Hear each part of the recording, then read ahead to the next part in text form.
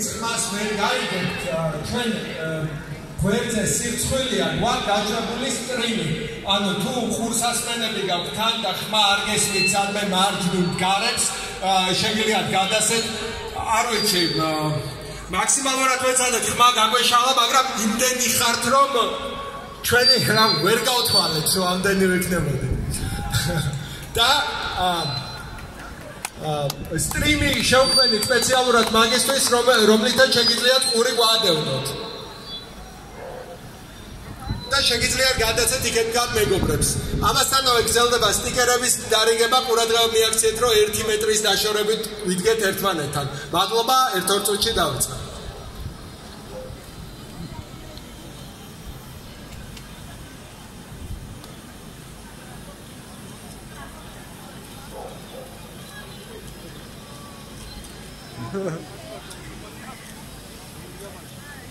ყველაფერს ვიცავ, ხო? ვიცავ ყველაფერს. თუ ბედიკი წერია ეს კი არა. რა თქმა უნდა, მაგრამ რასაც მეუბნებია ვიცავდა ხარ. რა ვახარგი? ჰა?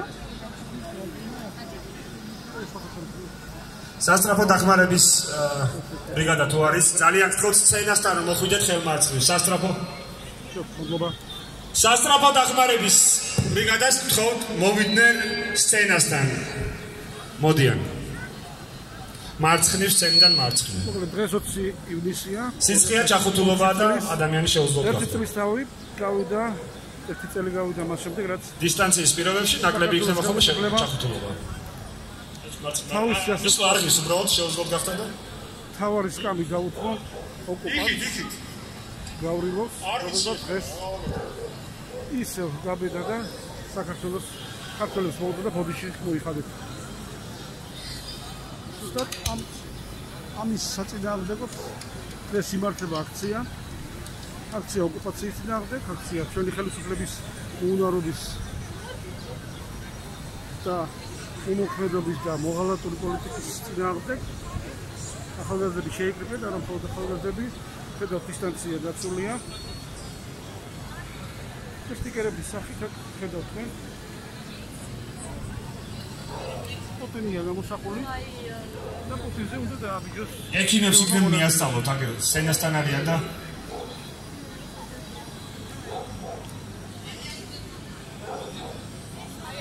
მონაწილე ფაქტობრივად დააბიჯოს თავს.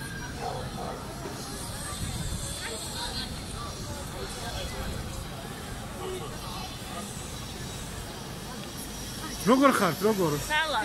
ნიღაბში ვერ ვცნობ ხალხს და კარგად, როგორ ხართ თავად ხართ მაგრამ. ძალიან კარგი, მიხარია, კარგად.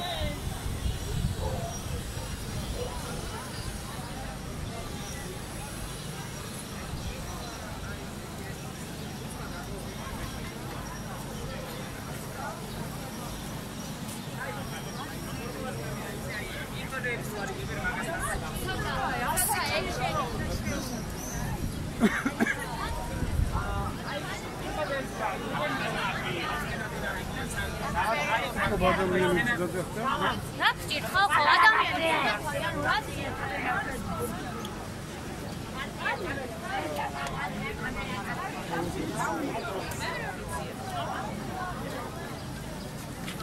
გადაგებულია აი ზემოდან რო კამერა მუშაობს რა გაშლენები იყო აი მაგას სცენიდან მარცხენა დინამიკა აი სცენასთან დადგები მარცხენა დინამიკა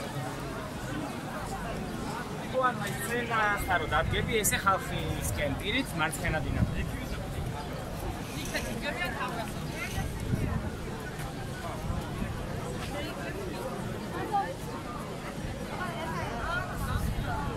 გამარჯობა თქო. აბა რას უცხადებ სოლიდარობას და რას? მე დღეს კომენტარს არ ვაკეთებ. კომენტარი ხაოს ქმნის ის რომ ადამიანები არ არიან ანუ შუაში დადიან თუ გადაადგილება უნდა. გამიგრონება ინდივიდუალიზად ხომ კიდეებზე არის სპეციალურად ადგილი ამისთვის დატოვებული და ბევრი ადამიანი უბრალოდ სტიკერზე დგას, უბრალოდ შთაბეჭდილებას ქმნის რომ ასე არ არის ის ფაქტი რომ ადამიანები შუა ნაკადში გადაადგილდებიან. ამიტომ უმორჩილესად გთხოვთ რომ აი განაპირა წითელი ან მწვანე აი ბიძინა ივანიშვილის შიშის ძეგლის გასწვრივ, რომელიც არის მწვანე ღობე, რომელიც მან თავის შიშს აღუმართა, აი მის გასწვრივ შეგვიძლია ვიმოძრავოთ.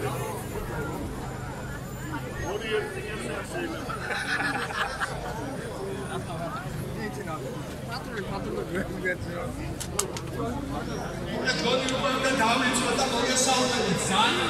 ძალიან მეგრიერი ვარ რომ 20 მინუტის შემდეგ რაც ერთი წელი გავიდა ამ სისხლიანი დარბევიდან, როდესაც საქართველოს ხელისუფლებამ ითანამშრომლა ოკუპანტ ქვეყანასთან, რათა დარბეულიყო მისივე ქვეყნის ოკუპაციის კანონი, ანუ მაშინ როცა საქართველოს სახელმწიფო იყო მტრის თავისი ქვეყნის წინააღმდეგ, განაცე აღწევებული ხალხი გამოვარდა გარეთ.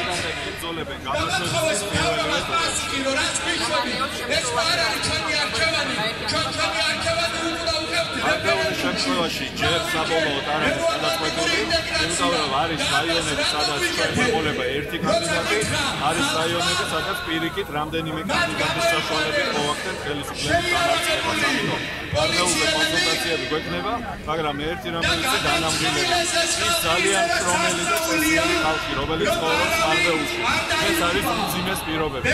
აქ არ უგვარებენ ელემენტარულ პრობლემებს. ისეთ საკითხები, როგორც არის წყალი, როგორც არის გზა, დღემდე არ არის მოგვარებული მარდეულში. ადამიანებს დღემდე არ აქვს საშუალება საკუთარი მოსავალი დაკიდონ და ოჯახი არჩინონ ნაშრომი. დაბრუნდა კრიმინალი და ყაჩაღობა. ამიტომ მე ვიცი განამგრელებით, რომ მარდეულში ცხოვრებ ადამიანებს აწუხებს უამრავი პრობლემა და ამიტომ ოპოზიციას მარდეულში ექნება გამარჯვების ძალიან კარგი პერსპექტივა. არქევანი რომელიც საქმე კარგ ადგილამდე მიიყვანს მას და ეს არის ევროატლანტიკური არქევანი და ეს არის მოძრაობა ოკუპაციის წინააღმდეგ. დღეს გული ამიჩუქდა როცა ვკითხულობდი კომა მეთოდიანის ინტერვიუს. მან ერთი თვალი დაკარგა ამ ხაზეთში. მეორე დაკარგა 20 ივნისს 4 თვეა გამოაცალეს თვალიდან. დღემდე ოპერაციებშია. დამბობდა ეს კაცი.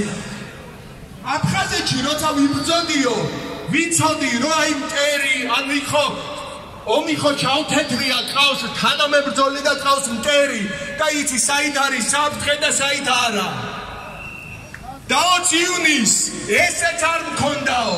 ჩემიანი გამოვიდაო და ბოლო კადრი რაც ახსოვს იმ ხიდან როცა ხედავდა ბოლოს არის როგორ უმისნაც ვიღაცა თვალში და ამის შემდეგ ნატურები ჩაქრაო ესე თქვა აქ არის ბაკო გოგური რომელიც 19-18 წლის იყო მაშინ და ამაზე მერე გამოდის პრემიერი გახარია სულ რაღაც ორიომი ფისი და იძახის რომ ამას მნიშვნელობა არ აქვს რომ ეს დანაშაული საკუთარი სამოქალაქეების წინააღმდეგ და ქვეყნის წინააღმდეგ იმიტომ რომ როცა ჩვენ ქვეყნის ევროინტეგრაციას ბარიერებს უქმნის გზაზე ეს ქვეყნის წინააღმდეგ დანაშაულია რადგან არ არსებობს მომავლის სხვა ალტერნატივა საქართველოსთვის და ეს ყველამ კარგად ვიცით საკმარისი გამოძიები ვისწავლეთ ამის დასაზებირებლად და ადამიანებს ესე გაუმკლავდნენ, ამიტომ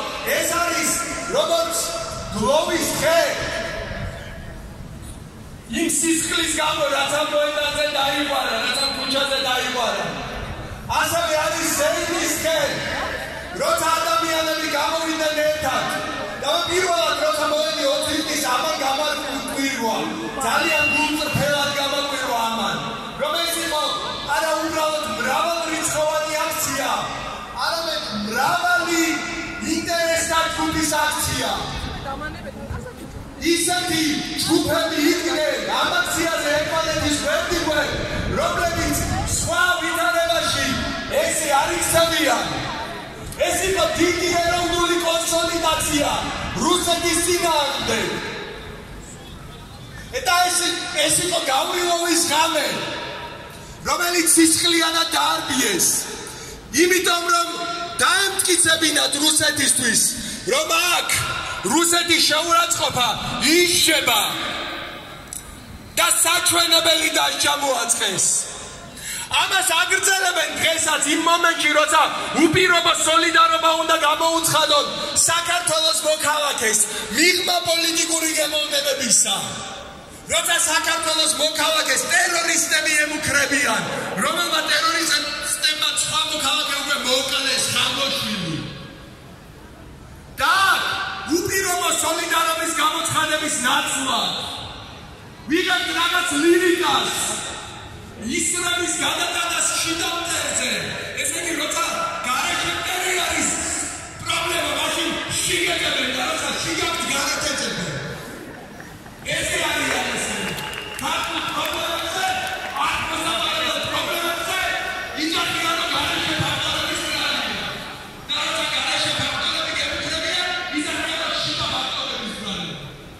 გადა სამუდამო გავიზა პასუხის გეგმობა.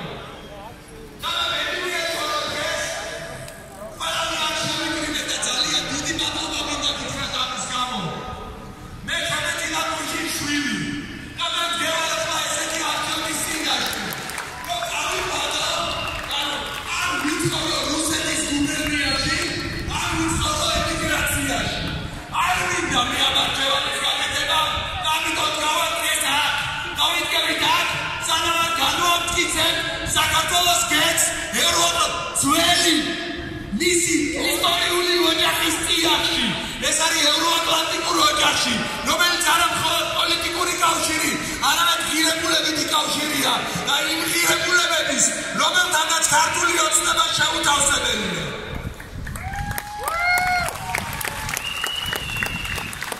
ჩვენ 21 ივნისს მოვახერხეთ, რომ ეს ბრაზი გარდაგვექმნა რაღაც პროდუქტიულში. დავაყენეთ 3 მოთხოვნა.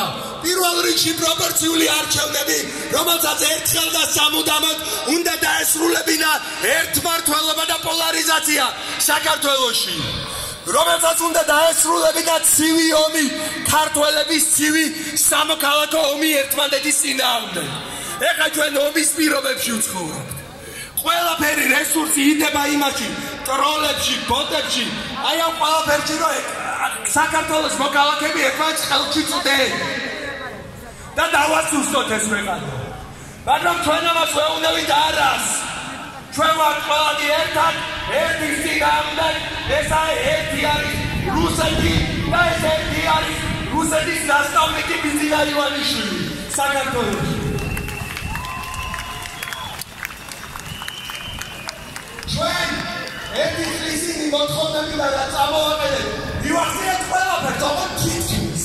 აი თითქმის ყველაფერს მივახციეთ.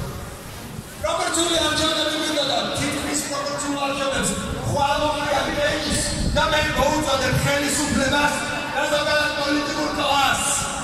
ეს არის უმნიშვნელოვანესი რეფორმა საქართველოსთვის და რვამარტის შეთანხმება კატეგორიულად მნიშვნელოვანია, რომ რვამარტის შეთანხმება აღსრულებული იქნას.